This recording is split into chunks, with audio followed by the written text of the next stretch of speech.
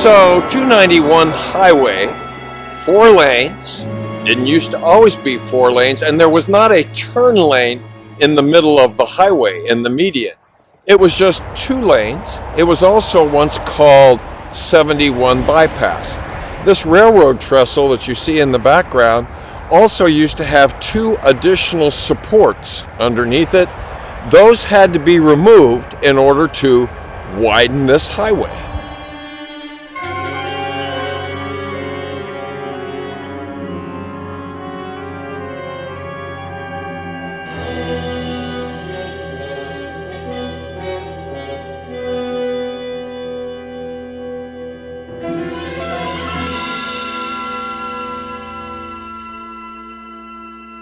So, old phone numbers started with letters, and in this area started with 2 letters.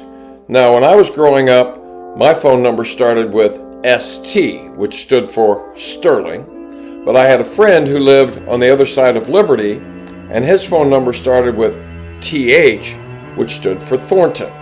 So, why the letters? I'm going to go home, back to New York, put in a call to my mother, so I can speak to someone familiar, someone I love, someone to bring back reality to me. Just a voice, a warm, familiar voice, so I won't lose my mind.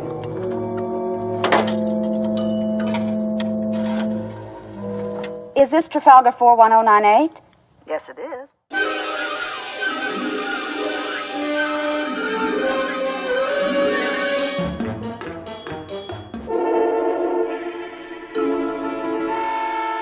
Ron McCoy is warped.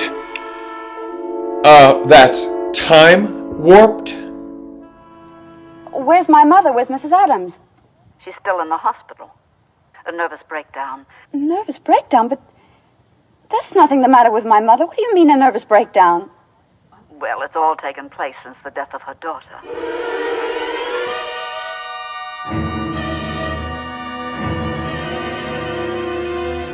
When this automobile was brand new, Highway 35 was called 71 Bypass.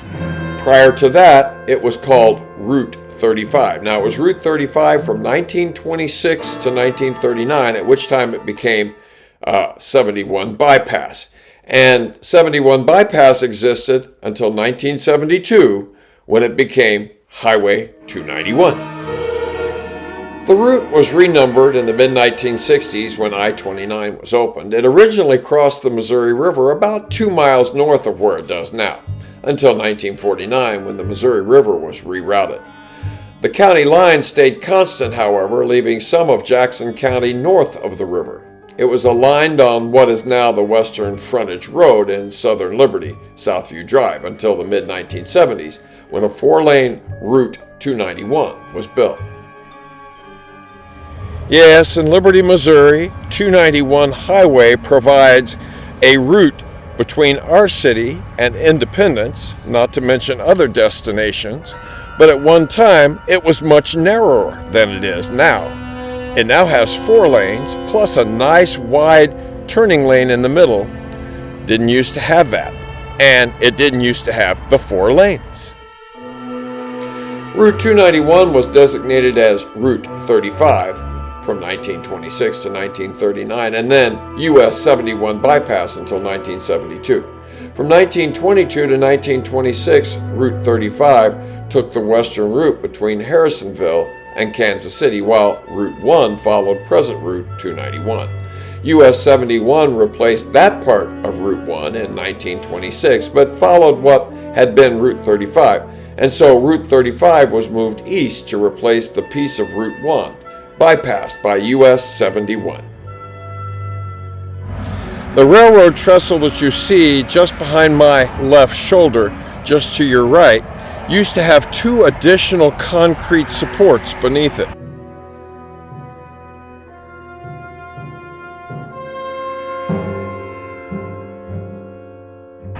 But when the highway, now designated as 291, was widened into 4 lanes, they had to remove those 2 additional supports. At one time, as I mentioned before, 291 Highway was called 35 Highway, and after that, 71 Bypass. It became 291 in 1972.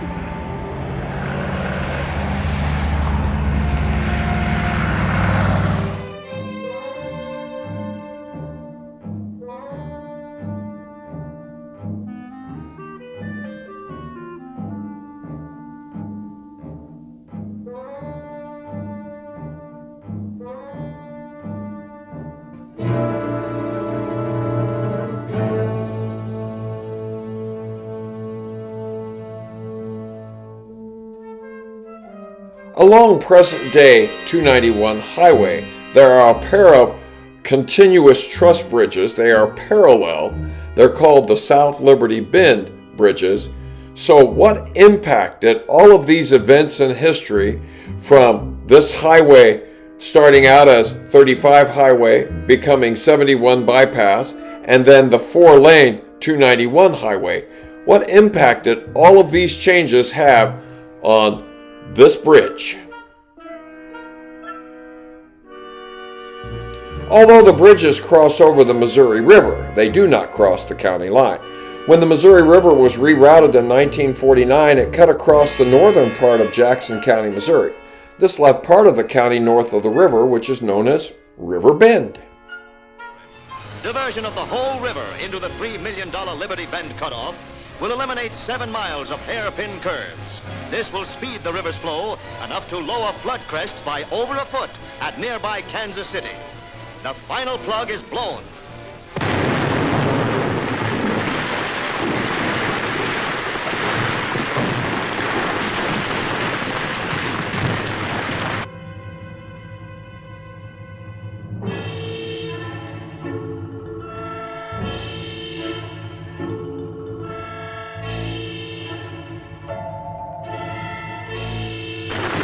The racing waters will widen the pilot channel to 1,000 feet.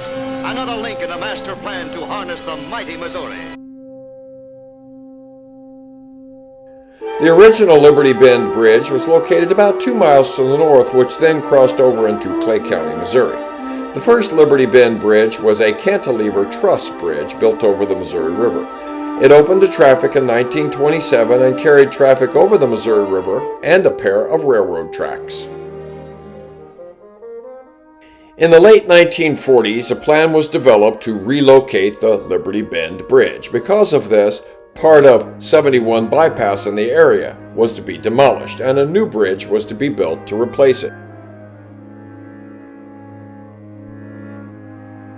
The Mount Vernon Bridge Company was contracted to construct it. Removal of the roadway and construction of the new Liberty Bend Bridge began in 1947. The bridge was opened in early 1949.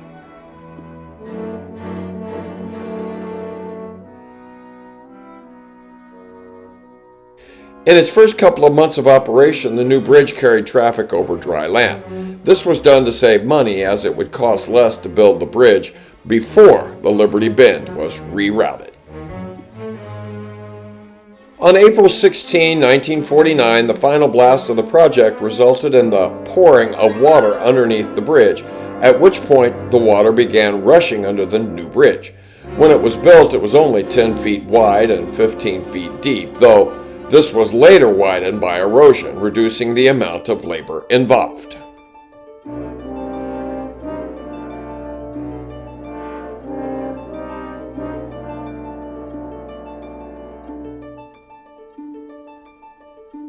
In the late 1960s and early 1970s, Missouri Route 291 was rebuilt into a 4-lane highway along the east side of the old highway, and a new pair of girder bridges were built to replace the narrow, outmoded 1927 span. At that point, the span and its winding approaches were permanently closed. Aside from the segment towards the bridge, it was entirely demolished by 1973. The old bridge's electric lines were replaced with dedicated cables, and the approaches were truncated to not cross the river at all. The approach closer to the former bridge was renamed as Southview Drive, and traffic was blocked off from the crossing.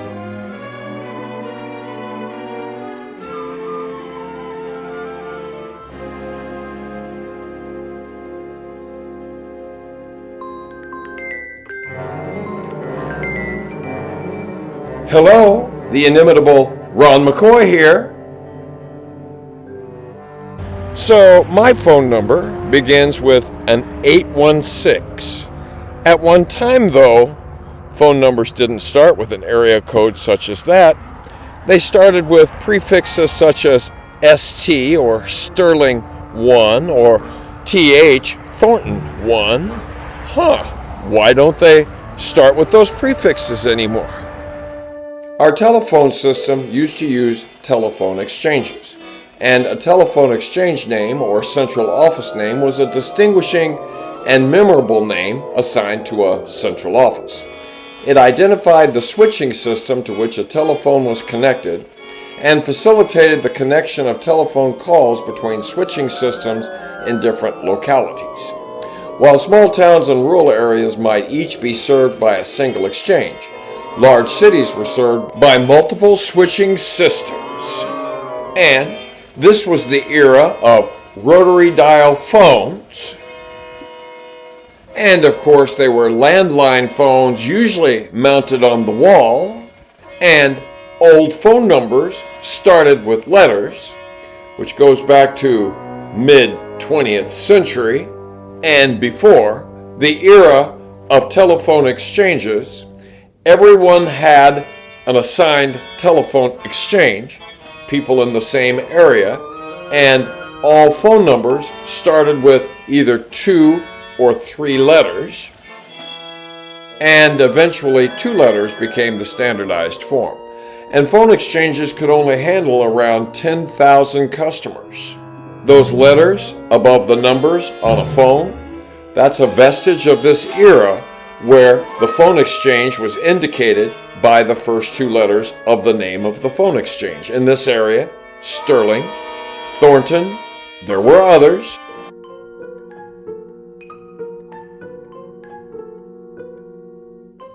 In 1967, AT&T announced that all alphanumeric prefixes would be eliminated by 1970. Telephone company came up with the automated system that we know as an area code, but it's called the North American Numbering Plan, right? So at the beginning, 1947, there were 86 area codes. There are 335 area codes in our country. You get a new area code if your population outgrows what the system can handle, and you can see that some states have large areas covered by one area code, and then you've got urban areas that have several area codes like right on top of each other. And you may remember that at one time, you didn't need to dial a number. All you had to do was pick up the receiver and ask the operator to connect you with a certain number, a certain house number, a certain business. When I was a kid, my grandmother had this phone in her basement. It wasn't connected, but she had used it in a previous house in which she had lived. And I asked her why there was no rotary dial on the top of it. And she said that all you had to do was pick up the receiver and ask the operator for the person or the number that you wanted, and you were immediately connected. Sarah, would you get me the Pixley station? So in some small areas, small communities, they didn't even have direct dialing. You just asked the operator for the number or the person that you wanted.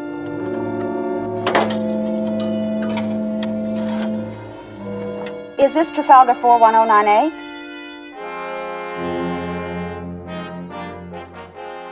I believe you're going my way.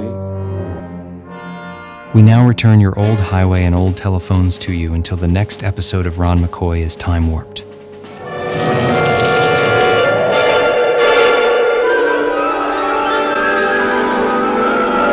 Oh, I'm being pulled into another fantastic adventure somewhere along the infinite corridors of time. See what I'm getting, Jack?